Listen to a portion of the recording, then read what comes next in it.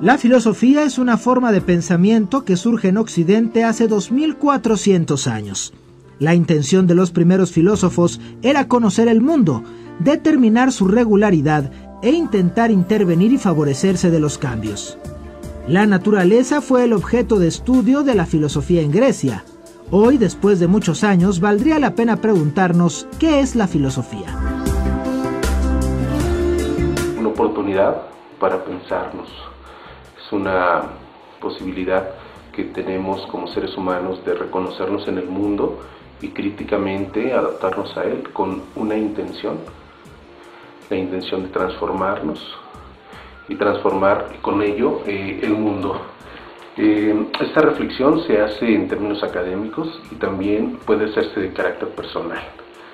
En la academia, en las aulas de clase, se tiene la posibilidad de reflexionar en torno a los autores clásicos, a las ideas que se han instaurado en el mundo y también sobre los libros de texto. La reflexión filosófica no se queda ahí, rebasa todo lo que podemos pensar sobre los libros y se va a términos personales. En términos personales, la filosofía es mucho más interesante. La filosofía nos permite comprendernos, adaptarnos a las circunstancias, convivir con nosotros, ser amables, tener sensibilidad por el dolor ajeno y comprender las cosas básicas como el conocimiento, la política y la posición que ocupa el hombre en el mundo. Me he dado cuenta que es mucho más importante tener la capacidad de hacer las preguntas correctas. Y ha sido a través de la filosofía, a través de la lectura, a través de la iniciativa propia, el poder indagar, no nada más en los temas filosóficos, sino en la historia misma, en mi ser y en mi existencia. Y ha sido a través de las lecturas, a través de los mismos ensayos, a través de cómo me nutro o cómo encuentro con mis demás compañeros o en este tipo de círculos, pues la posibilidad de empezar a generar preguntas que más que me lleven a una respuesta, es que me lleven a la reflexión. Yo les comento que la filosofía nos ayuda a entender la realidad como un todo. Y si entendemos la realidad como un todo, podemos ubicar, considero yo, cada una de las disciplinas dentro de ese todo. Esto es, la filosofía nos ayuda a delimitar nuestro objeto de estudio, en este caso para los psicólogos, para los abogados, para los antropólogos, y aparte nos ayuda a delimitar también el método de cada una de las disciplinas. Esto yo creo que es muy útil para los alumnos de cualquier licenciatura, incluso de preparatoria, para poder entender cómo es que se puede estudiar la realidad. Esto es, cómo la podemos estudiar desde diferentes disciplinas, pero a la vez cómo la podemos estudiar desde una totalidad. Yo creo que este método de la filosofía nos ayuda a entenderla y tratar de comprenderla un poco mejor desde una perspectiva filosófica. No existe una definición unívoca de la filosofía. Tenemos tantas definiciones como personas que la piensan. Sin embargo, todas las personas con espíritu reflexivo reconocen la importancia de esta disciplina. En primer lugar, sí, la filosofía es necesaria, pero es necesaria en un sentido existencial, no tanto en un sentido profesional, de profesión, de disciplina. En distintas culturas y civilizaciones, la filosofía se ha institucionalizado de manera muy diferente. Nosotros en Occidente, aproximadamente desde la escolástica hasta acá, la hemos institucionalizado dentro de universidades. Antes, con los griegos, eran las academias, lo peripatético, la cuestión, digamos, de la docencia, aprendizaje en grupos más pequeños. En Occidente tenemos una forma de institucionalizar la filosofía. Si nos vamos a otras civilizaciones, la filosofía está institucionalizada de forma integral junto con lo que nosotros llamaríamos las teologías o la teología. El saber y el creer no están disociados, sino que van juntos. Eso es otra forma de entender la filosofía. Y luego, en muchos pueblos originarios, la filosofía forma parte de una cosmovisión que se concreta en la agricultura, que se concreta en los trabajos cotidianos, que se concreta en determinados rituales. Es otra forma de institucionalizar la filosofía en el sentido de el cultivo de la sabiduría, si queremos llamarlo así. Y esas formas hay que ponerlas en diálogo.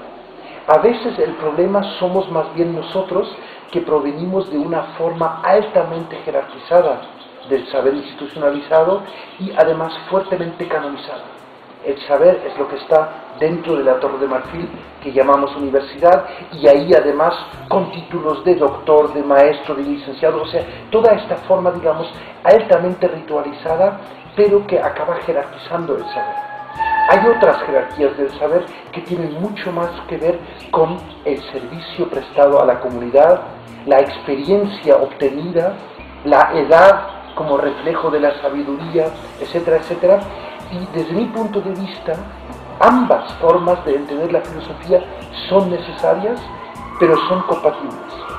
Siempre y cuando nosotros, desde la filosofía universitaria, académica, nos abrimos para comunicar con otras filosofías. Y esto no es un problema de conceptos, es un problema de lenguaje, es un problema de formas de comunicación. Nosotros a veces tenemos un trabajo muy enfocado hacia sea la historia de la filosofía o, digamos, la filosofía en la tradición analítica o de filosofía del lenguaje, de trabajar términos, desmenuzar conceptos por sí mismos. Esto en otras tradiciones no se practica de forma aislada, sino que se hace interpretando el cerro, interpretando el agua, interpretando la fecundidad, pero dentro de un contexto más vivencial, precisamente porque no hay esa división laboral que sí tenemos en un sistema, llamémoslo capitalista, como queramos llamarlo, pero un sistema en el cual el filósofo o la filósofa es parte de la división laboral. Y creo que deberíamos aprender de aquellas culturas y civilizaciones que rechazan esta compartimentalización del saber y que tienen una noción más integral, o si se quiere más ecológica, de los saberes. Saberes, junto con saberes haceres, saberes poderes, o como queramos llamarlo. Eso creo que es algo que la filosofía en la tradición occidental necesita para oxigenarse y para recuperar esa relevancia que sabemos que la tiene, pero que la tiene que demostrar en el día a día en una sociedad que identifica al filósofo con aquel que no sale de su cubículo, con aquel que se dedica a los libros, ¿no? Entonces, entrar en los debates contemporáneos, entrar en las comisiones de bioética, entrar en los debates sobre innovaciones tecnológicas, entrar sobre debates sobre patrimonios de diversidad cultural, diversidad biológica, ahí es donde la filosofía tiene que contribuir su capacidad de reflexión, de autorreflexión, de crítica, de deconstrucción y reconstrucción, pero nuevamente digo, no desde una sola disciplina, sino siempre en diálogo con otros sabios y sabias. Yo creo que así la filosofía va a demostrar que es imprescindible, y vamos a recordar estos tiempos un tanto magros para la filosofía con cierto cariño, pero también con esa sensación de que al final pudimos salir y comunicarnos con otros saberes, lo que algunos llaman filosofía intercultural, teología intercultural, como queramos llamarlo, es ese intento de reencontrarnos con otras tradiciones del saber, precisamente porque en el fondo intuimos que hablamos dialectos distintos, pero que la lengua del saber es universal, solo que tenemos que hacer el esfuerzo de comunicarnos más allá de fronteras lingüísticas, de barreras culturales, religiosas y de cosmovisiones. Vivimos en un mundo caótico. Hay autores, como el caso de Edgar Morin, que piensan que vivimos en una policrisis. Esto quiere decir que tenemos una crisis ética, económica, política, y que el hombre, por eso tiene tantas angustias, el hombre contemporáneo. Y estas crisis solo podrán ser superadas si las reconocemos como tal y si encontramos los mecanismos para revertirla. Esta es una reflexión netamente filosófica. No serán los políticos, no serán las religiones, será el ser humano quien tenga que enfrentarse directamente a esta crisis para superarla. Como podemos darnos cuenta, la filosofía es un ejercicio personal, un repensar la cotidianidad con la intención de comprenderla, transformarla. Sin embargo, este esfuerzo no es suficiente, hace falta compartirla y esto se da mediante el diálogo.